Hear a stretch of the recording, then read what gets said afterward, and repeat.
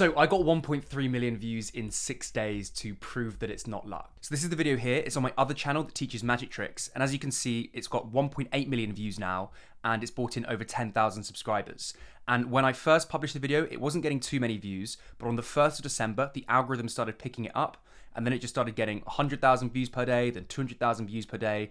And in just a few days, it went all the way up to about 1.3 million views. Now, in case you're not aware, this is a video on my second channel, Oscar Owen Magic, that teaches magic tricks to people. So what I want to tell you in this video is exactly step by step how I made a video that got over 1 million views in less than a week. Then what I'm going to do is share all the behind the scenes data like my click-through rates, my watch time, my AdSense earnings, so you can compare it to your own videos and see where you need to improve. And then finally, I'm going to share with you exactly how much money 1.7 million views gets you on YouTube. And also at the end, I'm going to give you my YouTube metrics cheat sheet. So you can download this at the end of the video. And if you ever wondered what your click-through rate should be or what your target watch time should be in order to maximize the number of views on your videos, then this cheat sheet is just going to give it all to you. Now, before I explain exactly how I did it and how you can do it as well, I need to be really clear with you guys on one thing, which is getting millions of views on YouTube isn't always the best strategy. And this is because when you make a video that gets loads and loads of views, you generally attract a huge untargeted audience. And if you're a business owner trying to sell something, you want targeted views, not generic views. And if you get millions and millions of views, often you get generic views. That being said, if you take the principles that I'm going to share with you in this video and you apply them to your channel, you can still make videos that will help you reach more of the right people to boost your business and your YouTube channel. So let's just say your channel right now is stuck on 100 views on average. If you just follow the strategies I'm going to share with you on here, you can up your average view count, let's say, to 1,000 views, which will be a huge difference for you, your channel, and your business. So then, let's actually break it down. What is the secret to maximizing the number of views on your video, and how did I get 1 point something million views in less than a week? Well, there's 3 key factors that you need to follow: click, watch, retain.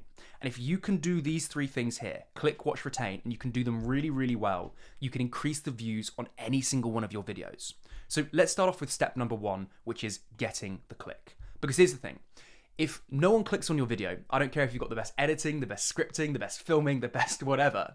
If no one clicks on that video in the first place, no one knows that your amazing video exists and that video will never perform well. And what you want is a click-through rate of between 7 and 10%. That is the magic number.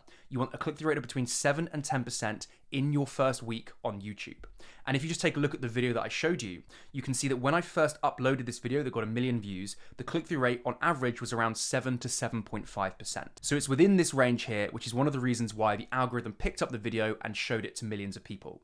Now you'll notice that actually right now the click-through rate is sitting at around 6%. The reason for that is as your video gets shown to more and more people, naturally over time, the click-through rate will always just drop. That's the same with any video on YouTube. So in the first week, if you can get between 7 to 10%, it signals that you've got a really, really good video that's hyper clickable and people are actually clicking on it, causing the algorithm to share it to more and more people. So the question you're probably asking is, okay, how do I get a really high click-through rate on my next video? Well, most people will tell you that you need a really good title and a really good thumbnail, but that's actually not true because it's not your title and thumbnail that drive clicks. It's your video idea. This is so important for you guys to understand. Just remember this. Your idea sets the video's potential. Your title and thumbnail determine how much of that potential you unlock. So let me just give you a little diagram to explain this. Let's just say we come up with 2 different video ideas. One idea is really bad, so this is the bad idea, and this is the really good idea. Now, the really bad idea, because it's just a bad, boring video idea, it might only reach 1,000 people if you do everything right. But the really good video idea is so appealing, it's so clickable, it might reach 100,000 people. So these are the 2 potentials of this video.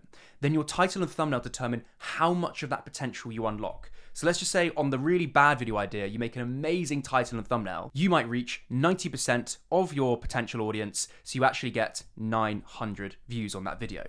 But let's just say you have a really good video idea, but a really bad title and thumbnail, you might only reach this many people because the title and thumbnail is really bad, but because the idea is so good, you might be reaching, 10,000 people.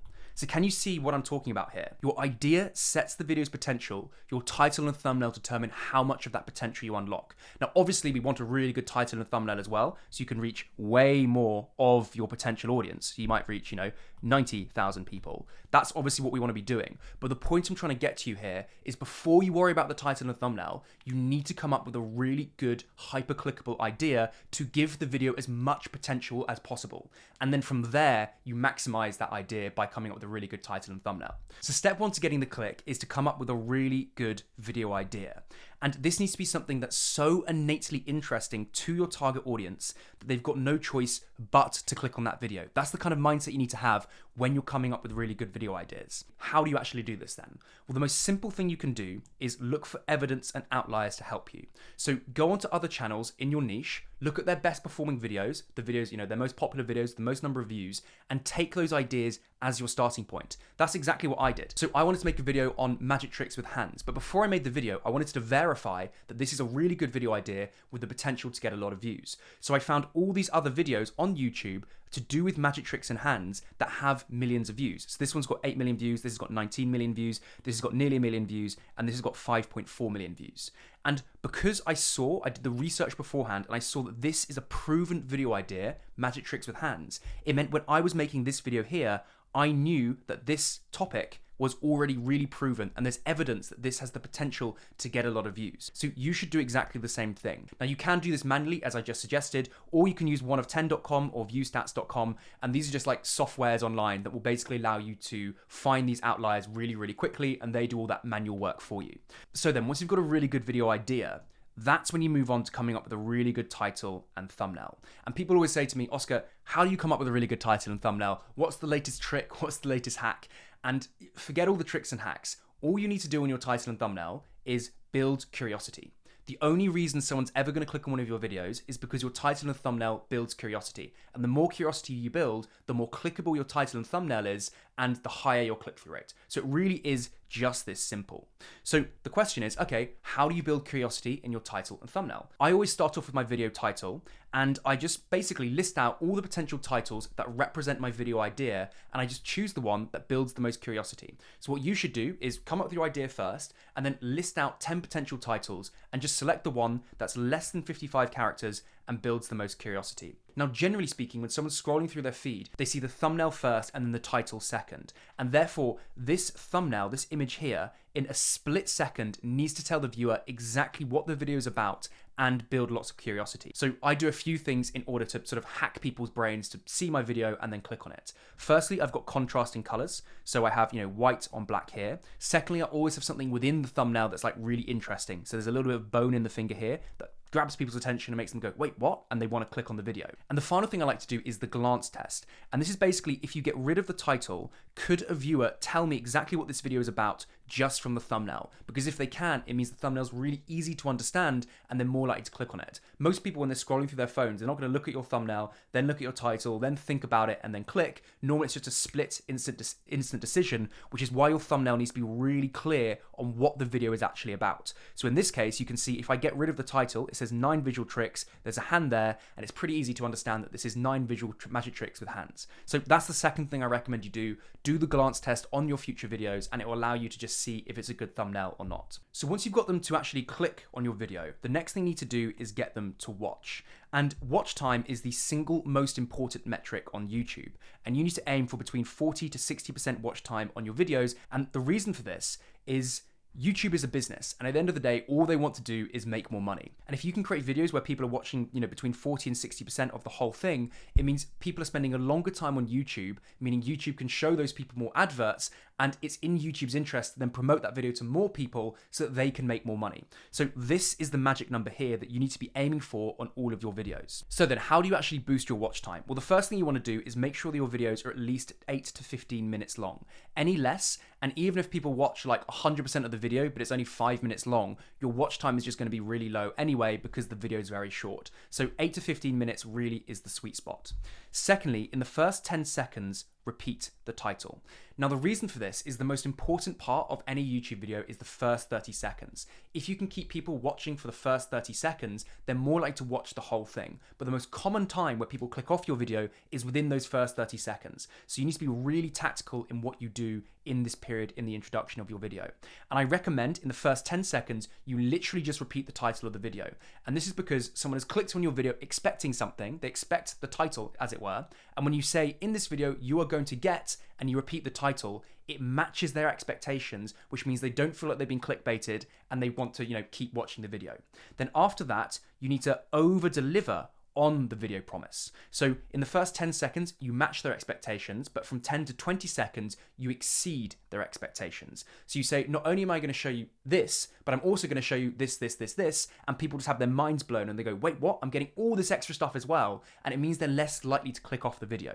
Then from 20 to 30 seconds, you then need to establish trust and credibility. So let me just give you an example. Let's just say you're a fitness channel and your video was about the best ab workouts for 2025. In the first 10 seconds, you say, hey guys, in this video, I'm going to share with you the best ab workout in 2025 to get a six pack. So you've matched their expectations. Then from there, what you're going to do is you're going to exceed their expectations by saying something like, and not only am I going to show you the best ab exercise, but I'm also going to give you a meal plan at the end of this video so you can burn body fat and look really fit. So you've exceeded their expectations. And then from 20 to 30 seconds, you establish trust and credibility. So you might say, and I've been a personal trainer for 10 years. I've taught thousands of people how to do this, and this is the best ab exercise. So can you see at this point, from the perspective of your ideal viewer, you've matched their expectations, you've exceeded their expectations, and then you've established trust and credibility. And it's so much more likely they're going to keep watching the whole video all the way through, which is going to boost your watch time, signal to the algorithm that you've got a really good video, and that's how this whole thing really works. So once you've got people to actually watch your video, the final thing you need to do is retain.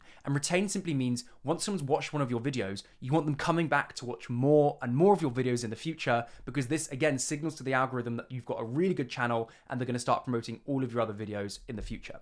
So this is something that not many people talk about, but for example, on this video that I made that got 1.3 million views, it reached both a new audience and my old audience. People always focus on how can I reach new people? How can I reach new people? And they neglect their current audience. So you can see here on the 6th of December, I got 114,000 views from new viewers, but 134,000 views from old viewers. So it's really important you make content that appeals to both your old audience and a new audience as well. So when you can do both things, when you can merge an old audience and a new audience, that's when you get the videos that get loads and loads of views. And this is basically how it works. So if your current audience, they already know who you are, they already like you, and they already trust you. So you don't need to sort of have these clickbaity titles and thumbnails to catch them in.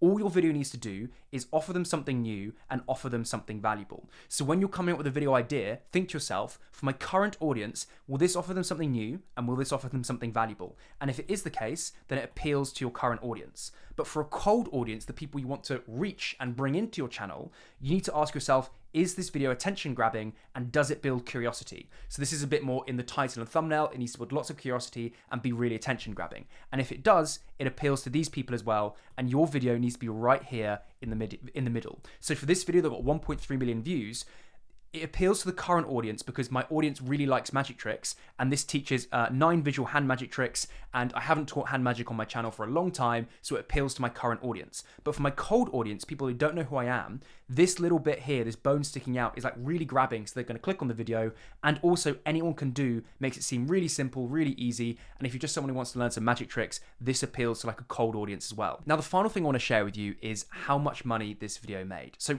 how much money do you think a video with 1.7 million views actually makes on YouTube? Well, let me show you the AdSense. From the AdSense earnings, it literally only made $115, which is really, really low because the RPM, the amount advertisers will pay to advertise on my channel, is super low at the moment. So 0.08 cents. Look, if this was in the finance niche, this would have been about $5,000, but it's on the magic trick tutorial niche. It's got a younger audience who tend to be children. So the amount I make from AdSense is really, really low.